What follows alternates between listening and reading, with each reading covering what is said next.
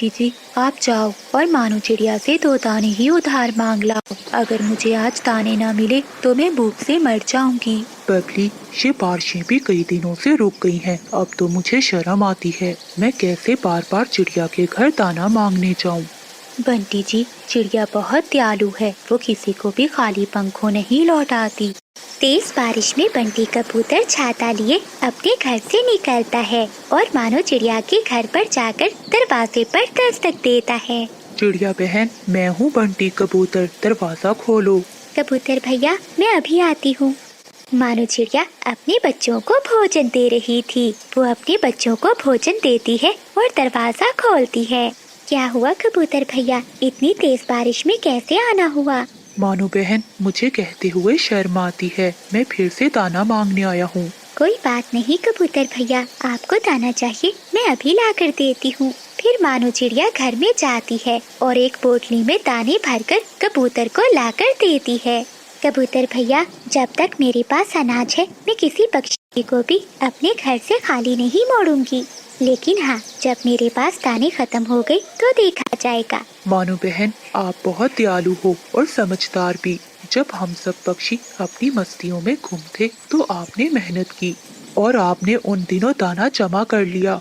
अगर हम सब पक्षियों ने भी तुम्हारी तरह दाना जमा किया होता तो आज हम इतनी मुश्किल में ना होते। फिर कबूतर मानो चिड़िया का धन्यवाद करते हुए दाना लेकर वहाँ से चला जाता है। बिजली कभी कबूतर को अपनी खिड़की से दाना लेकर जाते हुए देख रही थी। बादल जी उठो, वो देखो वो गया कबूतर। आज फिर चिड़िया से दाना लेकर जा रहा है। तुम भी जाओ और दाना लेकर आओ। कहीं ऐसा ना हो कि वो चिड़िया सारा दाना बांट दे और हम बारिशों के दिनों में भूखे रह जाएं। तुम चिंता नहीं करो, चिड़िया के घर में ढेर सारा दाना है। जितनी भी बारिशें हो, दाना कभी खत्म नहीं होगा। वो छोटी सी चिड़िया न जाने इतने काम कैसे कर लेती है। बिजली, मेरे पिता कहते थे, जो मेहनत करता है वही कामयाब होता है। उसने देखो मेहनत की और दाना जमा किया और अब बारिशों के दिनों में वो सबकी मदद भी कर रही है। फिर बादल कौवा छाता लिए अपने घर से निकलता है और चिड़िया के दरवाजे पर जाकर दस्तक देता है। मानो बहन, मेरी प्यारी बहन, दरवाजा खोलो, मैं हूँ बादल कौवा। फिर मानो चिड़िया जल्दी से दरवाजा खोलती है। बादल भैया, चावल लेंगे या मकई का भुट्टा? जो भी मिल जाए, ऐसे मौसम में भला कहाँ से और दाना मिलेगा। जो भी मिल जाएगा वही खा लेंगे। फिर मानो चिड़िया 2 मकई के भुट्टे लाती है और बादल कौवे को दे देती है। ये लो बादल भैया, ये बहुत मजे के भुट्टे हैं, एक बार खाओगे तो याद रखोगे। ये मकई के भुट्टे मैं किसान के खेत से लाई थी। चिड़िया बहन, तुम्हारा बहुत बहुत धन्यवाद। ये तो शुक्र है ऊपर वाले का कि तुम हमारी पड़ोसन हो, वरना ऐसी बारिश में हम तो भूखे ही मर जाते। फिर बादल कौवा मकई के भुट्टे उठाता है और अपने घर की ओर चला जाता है। बादल जी, ये मकई का भुट्टा तो बहुत स्वादिष्ट है। क्या चिड़िया के घर में ऐसे और भी भुट्टे थे? होगी, मुझे क्या पता, मैं घर में थोड़ी ना गया था। बादल जी, हम कितनी बार चिड़िया से दाना मांग मांग कर खाएंगे। कुछ दिनों तक तो वो हमें दाना भी नहीं देगी। क्यों ना आज रात हम चिड़िया का सारा दाना ही चुरा लें। लेकिन बिजली, ये बहुत मुश्किल है। चिड़िया दरवाजे की कुंडी लगाकर सोती है। बादल जी, तुम कोई छोटे मामूली चोर थोड़ी ना हो, तुम भी तो पूरे जंगल के बड़े चोर हो। भला तुम्हारे लिए चिड़िया के घर में घुसना कौन सा मुश्किल काम है? ये तो तुम सच कह रही हो बिजली, मुश्किल है लेकिन नामुमकिन नहीं। ठीक है, आज रात तैयार रहना, हम कुछ न कुछ करेंगे। बच्चों, घर में सूखी लकड़ियाँ खत्म हो गई हैं और बारिश भी हो रही है। ऐसी ठंड में तो हम रात को कैसे सो पाएंगे? आप दोनों घर में ही बैठो, मैं अभी जंगल से कुछ सूखी लकड़ियाँ ढूंढ कर लाती हूँ। फिर मानो चिड़िया अपना छाता लिए घर से निकलती है। वो घने जंगल में जाती है, जहाँ एक पेड़ के नीचे उसे कुछ सूखी लकड़ियाँ मिल जाती हैं। वो लकड़ियाँ उठा ही रही थी कि उसे किसी पक्षी के रोने की आवाज सुनाई देती है। मानो चिड़िया जरा आगे होकर देखती है, वहाँ एक तोती बैठी रो रही थी। मेरे बच्चे भूखे हैं और मेरे घोंसले में एक भी दाना नहीं है, मैं क्या करूँ? ऊपर वाले, इससे अच्छा था कि तू मुझे अपने पास ही बुला लेता। मैं अपने बच्चों को भूखा नहीं देख सकती। मानो चिड़िया तोती के पास जाती है। तोती बहन, आप ऐसे क्यों रो रही हैं? चलिए आप मेरे साथ चले, मैं आपको दाना देती हूँ। ये सुनकर तोती खुश हो जाती है। लेकिन ऐसी तेज बारिश में आप मुझे दाना कहाँ से देंगी? तुम उसकी चिंता मत करो, मैंने पहले ही दाना जमा करके रखा हुआ था। फिर मानो चिड़िया तोती को अपने साथ अपने घर में ले जाती है और कुछ अनाज उसे एक पोटली में डालकर दे देती है। ऐसे रात भी हो जाती है, लेकिन बारिश तो रुकने का नाम ही नहीं ले रही थी। रात को तेज बारिश में बादल कौवा और बिजली कौवी अपने घर से निकलते हैं और वो चिड़िया के घर के पास जाकर बैठ जाते हैं। बादल जी, चिड़िया का दरवाजा तो बंद है, वो देखो खिड़की खुली है, तुम जाओ खिड़की से ही चले जाओ। ठीक है बिजली, तुम ध्यान रखना। फिर बादल कौवा खिड़की से चिड़िया के घर में घुस जाता है। बादल कौवे को पता ही नहीं चलता, खिड़की के साथ दिया पड़ा हुआ था। जैसे ही वो घर में घुसता है तो पूंछ पर आग लग जाती है। मर गया, मैं मर गया, मेरी पूंछ जल गई। शोर सुनकर बिजली कौवी वहाँ से भाग जाती है। बेशरम कौवी, तुम मेरे घर में क्या करने आए हो? वो मैं तो बस बच्चों से मिलने आया था। अच्छा, तुम्हें खिड़की ही मिली थी बच्चों से मिलने के लिए? मीना बेटी, जरा झाड़ू दो मुझे। फिर मानो चिड़िया झाड़ू से बादल कौवे की खूब पिटाई करती है। बचाओ, मुझे बचाओ। मैं सबको दाना देती हूँ और सबकी मदद करती हूँ, लेकिन फिर भी काले कौवे तुम मेरे घर में चोरी करने चले आए। फिर किसी न किसी तरह बादल कौवा अपनी जान बचाकर चिड़िया के घर से भाग जाता है। बादल भैया और बिजली बहन, हमें यहाँ से जाना होगा। मौसम बदल रहा है, ठंड के साथ साथ बारिशें भी शुरू होने वाली हैं। जंगल के सभी पक्षी जाने की तैयारी कर रहे हैं, आप भी तैयार हो जाएं। कोई जाता है तो जाए, मैं और बादल जी तो इसी जंगल में ही रहेंगे। हाँ, बिजली ठीक कह रही है, हम ये मीठे मीठे फल, दाना और खेत छोड़कर नहीं जाएंगे। बादल भैया, जान है तो जहान है। हम सब पक्षी इतनी ठंड और बारिशों को नहीं झेल सकते। हम सबको दूसरे जंगल की ओर परवास कर जानी चाहिए। अगर कोई भी पक्षी इस जंगल में रह गया तो वो मर जाएगा। मानो चिड़िया उन्हें मनाने की बहुत कोशिश करती है, लेकिन वो पति पत्नी चिड़िया की एक भी बात नहीं सुनते। थक हार कर मानो चिड़िया वहाँ से चली जाती है। जंगल के सभी पक्षी अपना अपना सामान बांधकर बड़े पेड़ के नीचे जमा हो गए थे। क्या दोस्तों, आप सब तैयार हो? हाँ चिड़िया बहन, हम सब तैयार हैं, लेकिन वो कौवे कहाँ हैं? कबूतर भैया, मैंने कौवों को समझाने की बहुत कोशिश की, लेकिन वो ये जंगल छोड़कर जाने को तैयार नहीं है। चिड़िया बहन, वो मरेंगे, वो जरूर मरेंगे। हाँ चिड़िया बहन, तोता ठीक कह रहा है, ऐसे मौसम में भला कौन जिंदा रह सकता है। हाँ बुलबुल बहन, ऐसा ही है, चलो हम सब चलते हैं। फिर वो सभी दोस्त अपना अपना सामान उठाते हैं और दूसरे जंगल की ओर निकल जाते हैं। उड़ते उड़ते वो रास्ते में रुकते हैं। वहाँ एक गंदम का खेत था। वो सब दोस्त वहाँ से दाने इकट्ठे करते हैं और आगे का सफर शुरू करते हैं। शाम हो जाती है, लेकिन वो सब दोस्त अभी भी रास्ते में थे। वो सभी दोस्त घने जंगल में रुकते हैं। दोस्तों, ये जंगल हमारा नहीं है, इसलिए हम सब दोस्तों को इस जंगल में सावधान रहना होगा। हाँ चिड़िया बहन, हम सबको बारी बारी पहरा देना होगा। हम में से हर पक्षी बारी बारी रात को पहरा देगा। ठीक है कबूतर भैया। सबसे पहले मानो चिड़िया ऊंचे पेड़ पर बैठ जाती है और बाकी सब पक्षी सो जाते हैं। बिजली कौवी और बादल कौवा अपने घर में आराम से लेटे हुए थे। देखो ना बादल जी, हम यहाँ आराम से लेटे हुए हैं, हमारे पास घर है, फल है और अनाज है। भला हम क्यों दूसरे पक्षियों की तरह मुसीबत उठाएं। हाँ बिजली, इतनी दूर प्रवास करना कोई आसान काम नहीं है। देखना, उन पक्षियों को तो रास्ते में चीलें ही खा जाएंगी। मानो चिड़िया पहरा दे रही थी, तभी उसे दूर से चीलों की आवाज सुनाई देती है।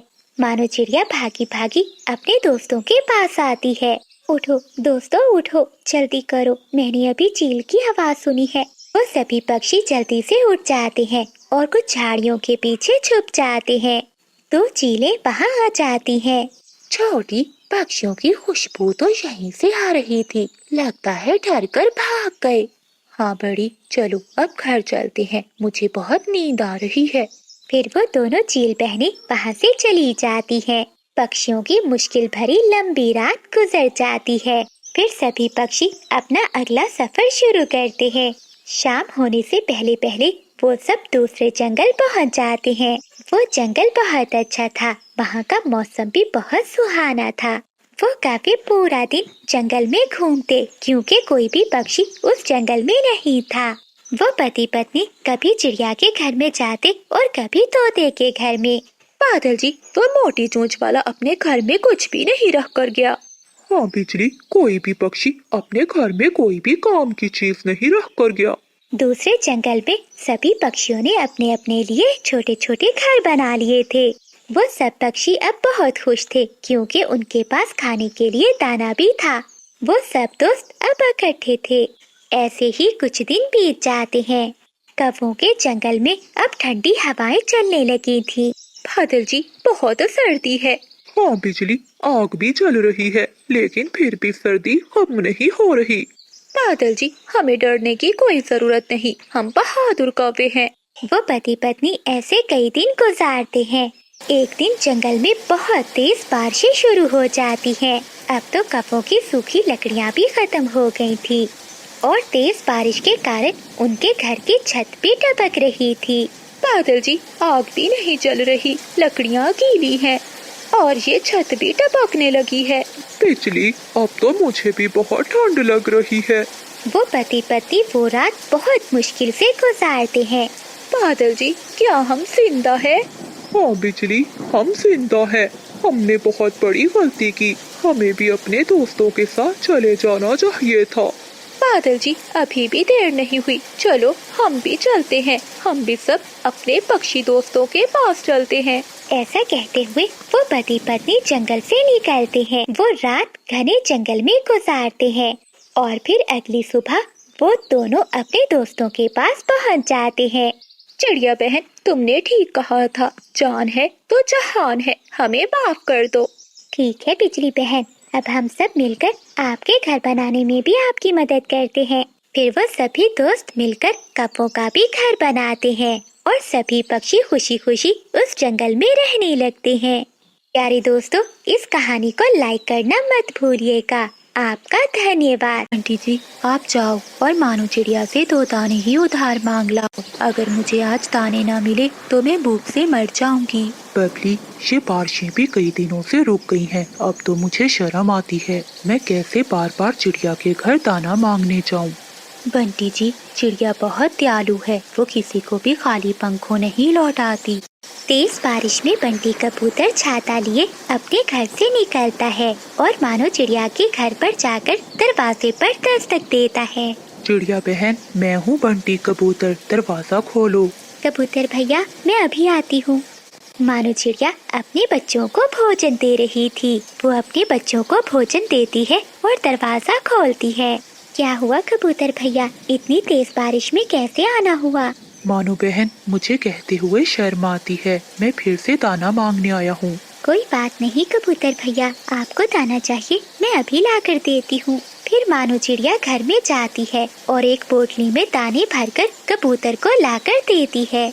कबूतर भैया, जब तक मेरे पास अनाज है मैं किसी पक्षी को भी अपने घर से खाली नहीं मोड़ूंगी, लेकिन हाँ, जब मेरे पास दाने खत्म हो गए तो देखा जाएगा। मानो बहन, आप बहुत दयालु हो और समझदार भी। जब हम सब पक्षी अपनी मस्तियों में घूमते तो आपने मेहनत की और आपने उन दिनों दाना जमा कर लिया। अगर हम सब पक्षियों ने भी तुम्हारी तरह दाना जमा किया होता तो आज हम इतनी मुश्किल में ना होते। फिर कबूतर मानो चिड़िया का धन्यवाद करते हुए दाना लेकर वहाँ से चला जाता है। बिजली कभी कबूतर को अपनी खिड़की से दाना लेकर जाते हुए देख रही थी। बादल जी, उठो, वो देखो, वो गया कबूतर, आज फिर चिड़िया से दाना लेकर जा रहा है। तुम भी जाओ और दाना लेकर आओ। कहीं ऐसा ना हो कि वो चिड़िया सारा दाना बांट दे और हम बारिशों के दिनों में भूखे रह जाएं। तुम चिंता नहीं करो, चिड़िया के घर में ढेर सारा दाना है। जितनी भी बारिशें हो, दाना कभी खत्म नहीं होगा। वो छोटी सी चिड़िया न जाने इतने काम कैसे कर लेती है। बिजली, मेरे पिता कहते थे जो मेहनत करता है वही कामयाब होता है। उसने देखो मेहनत की और दाना जमा किया और अब बारिशों के दिनों में वो सबकी मदद भी कर रही है। फिर बादल कौवा छाता लिए अपने घर से निकलता है और चिड़िया के दरवाजे पर जाकर दस्तक देता है। मानो बहन, मेरी प्यारी बहन, दरवाजा खोलो, मैं हूँ बादल कौवा। फिर मानो चिड़िया जल्दी से दरवाजा खोलती है। बादल भैया चावल लेंगे या मकई का भुट्टा? जो भी मिल जाए, ऐसे मौसम में भला कहाँ से और दाना मिलेगा, जो भी मिल जाएगा वही खा लेंगे। फिर मानो चिड़िया 2 मकई के भुट्टे लाती है और बादल कौवे को दे देती है। ये लो बादल भैया, ये बहुत मजे के भुट्टे हैं, एक बार खाओगे तो याद रखोगे। ये मकई के भुट्टे मैं किसान के खेत से लाई थी। चिड़िया बहन, तुम्हारा बहुत बहुत धन्यवाद। ये तो शुक्र है ऊपर वाले का कि तुम हमारी पड़ोसन हो, वरना ऐसी बारिश में हम तो भूखे ही मर जाते। फिर बादल कौवा मकई के भुट्टे उठाता है और अपने घर की ओर चला जाता है। बादल जी, ये मकई का भुट्टा तो बहुत स्वादिष्ट है। क्या चिड़िया के घर में ऐसे और भी भुट्टे थे? होगी, मुझे क्या पता, मैं घर में थोड़ी ना गया था। बादल जी, हम कितनी बार चिड़िया से दाना मांग मांग कर खाएंगे? कुछ दिनों तक तो वो हमें दाना भी नहीं देगी। क्यों ना आज रात हम चिड़िया का सारा दाना ही चुरा लें। लेकिन बिजली, ये बहुत मुश्किल है। चिड़िया दरवाजे की कुंडी लगाकर सोती है। बादल जी, तुम कोई छोटे मामूली चोर थोड़ी ना हो, तुम भी तो पूरे जंगल के बड़े चोर हो। भला तुम्हारे लिए चिड़िया के घर में घुसना कौन सा मुश्किल काम है? ये तो तुम सच कह रही हो बिजली, मुश्किल है लेकिन नामुमकिन नहीं। ठीक है, आज रात तैयार रहना, हम कुछ न कुछ करेंगे। बच्चों, घर में सूखी लकड़ियाँ खत्म हो गई हैं और बारिश भी हो रही है। ऐसी ठंड में तो हम रात को कैसे सो पाएंगे? आप दोनों घर में ही बैठो, मैं अभी जंगल से कुछ सूखी लकड़ियाँ ढूंढ कर लाती हूँ। फिर मानो चिड़िया अपना छाता लिए घर से निकलती है। वो घने जंगल में जाती है जहाँ एक पेड़ के नीचे उसे कुछ सूखी लकड़ियाँ मिल जाती हैं। वो लकड़ियाँ उठा ही रही थी कि उसे किसी पक्षी के रोने की आवाज सुनाई देती है।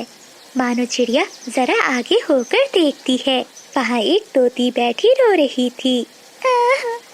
मेरे बच्चे भूखे हैं और मेरे घोंसले में एक भी दाना नहीं है, मैं क्या करूं? ऊपर वाले, इससे अच्छा था कि तू मुझे अपने पास ही बुला लेता, मैं अपने बच्चों को भूखा नहीं देख सकती। मानो चिड़िया तोती के पास जाती है।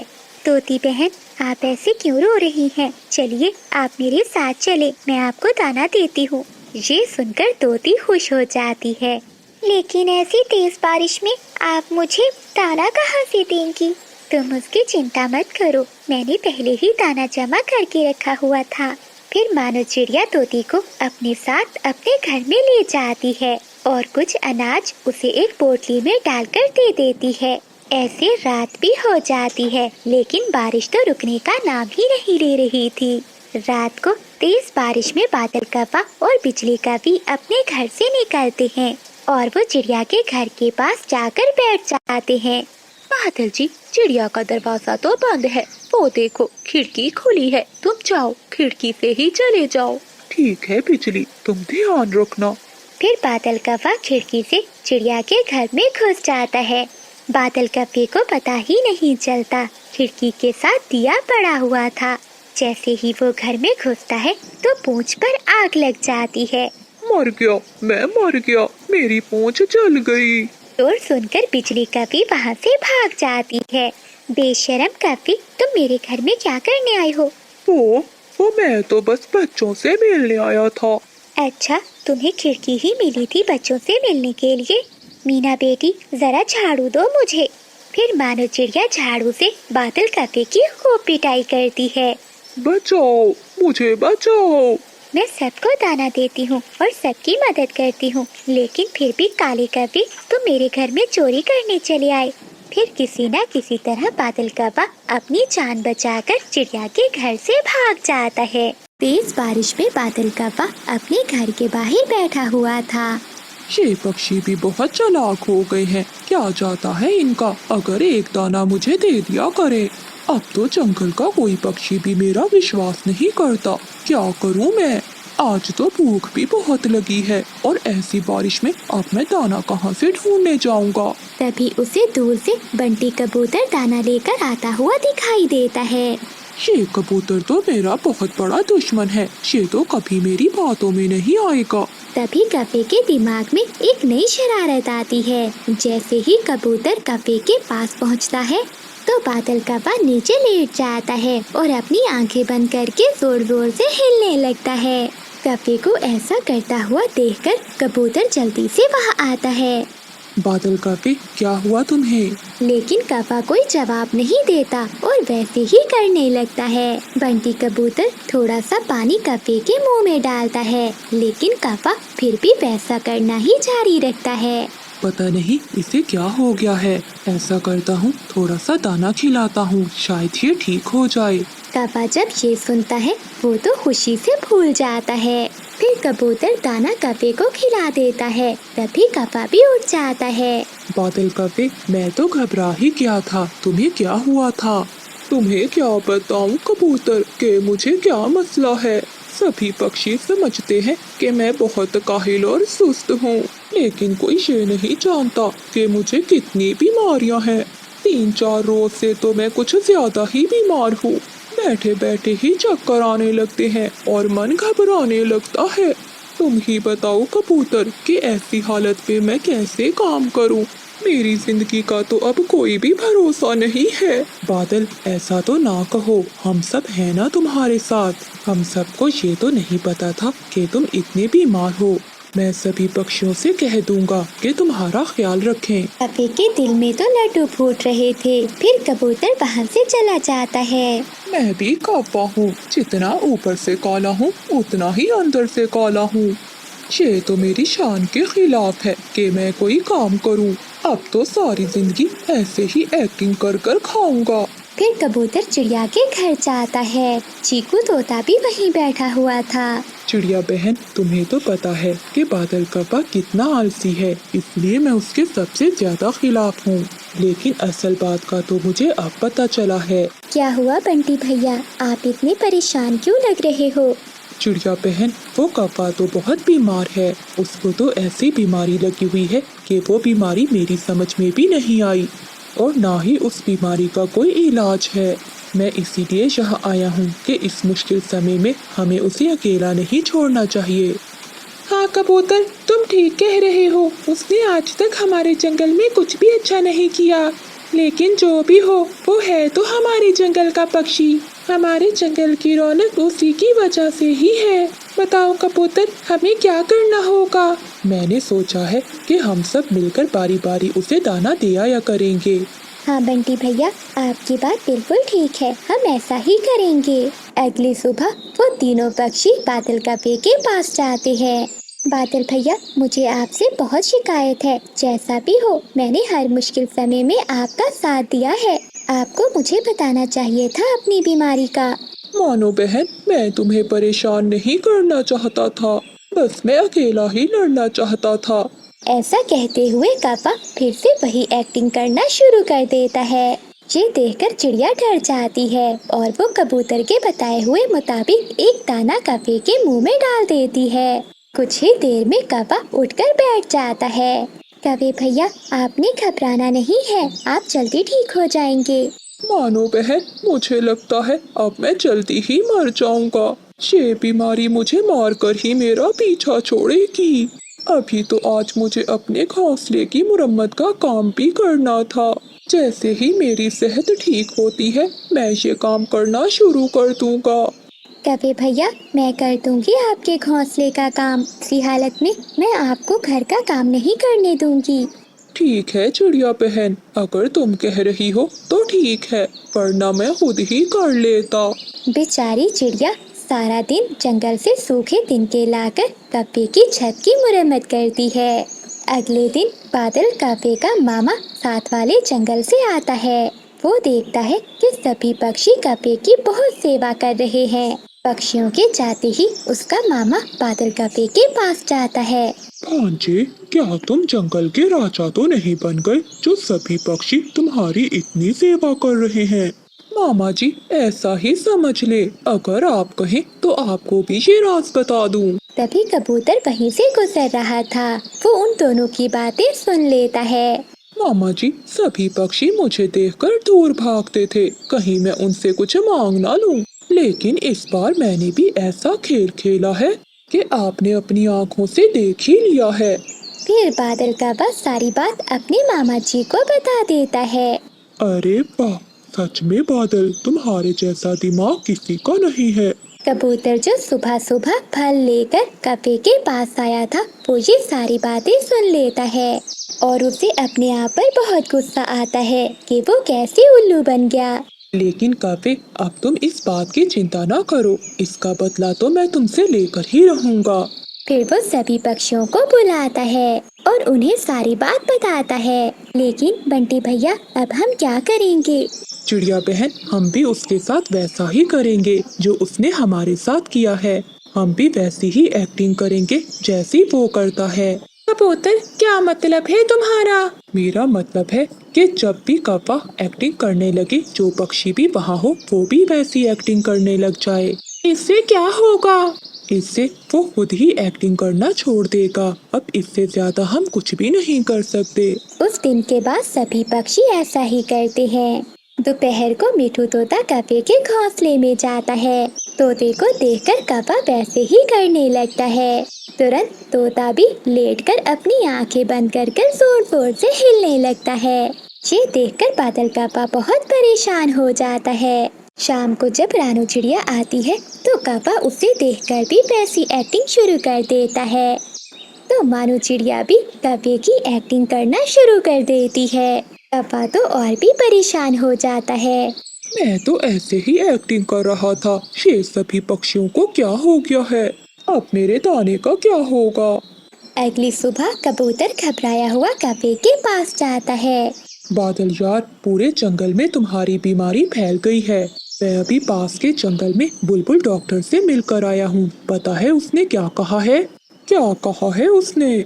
उसने कहा है कि ये बीमारी जिसको सबसे पहले लगी है उसके दिल को निकालना होगा, फिर ही मैं उसके दिल की वजह से इस बीमारी को जान पाऊंगी।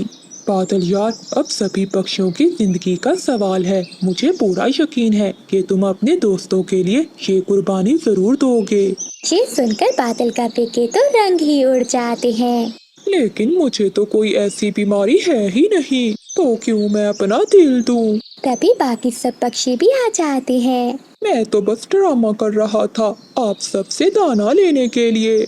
कव्वे, हम सब भी ड्रामा ही कर रहे थे तुमसे सच बुलवाने के लिए। क्या तुम खुद को ज्यादा होशियार समझ रहे थे? लेकिन तुमसे ज्यादा बुद्धू कोई भी नहीं है इस जंगल में। अरे ओए महारानी, जल्दी जल्दी काम कर। तेरे पंखों ने काम करना बंद कर दिया है क्या? कब से देख रही हूँ कैसे मर मर के काम कर रही है। नहीं नहीं मालकिन, बस वो मेरी आज थोड़ी तबीयत खराब थी। हाँ हाँ, पहले कौन सा तेरी तबीयत ठीक रहती है, जब देखो बीमार ही रहती हो। मालकिन, आपके लिए ही तो मैं जंगल के बाहर गई थी, वो मीठे फल लाने, तभी मेरी तबीयत खराब हो गई। ये सुनते ही बिजली कपी को गुस्सा आ जाता है और वो पास पड़ा हुआ डंडा उठाकर मानो चिड़िया को मार देती है। बहुत ज्यादा जुबान चलने लग गई है तेरी, अपनी जुबान को लगाम दे। कहीं ऐसा दिन ना हो कि मैं तेरी जुबान ही काट लूं।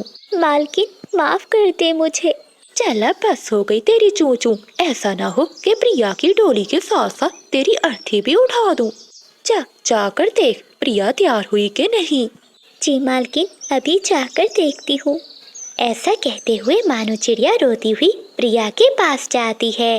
अरे प्रिया बेटी, आप इतनी उदास क्यों हो और अभी तक तैयार क्यों नहीं हुई? मालकिन तुम्हें नीचे बुला रही हैं। आंटी, आंटी मुझे बचा ले, मैं अभी से शादी नहीं करना चाहती। मैं पढ़ना चाहती हूँ और अपनी माँ का सपना पूरा करना चाहती हूँ।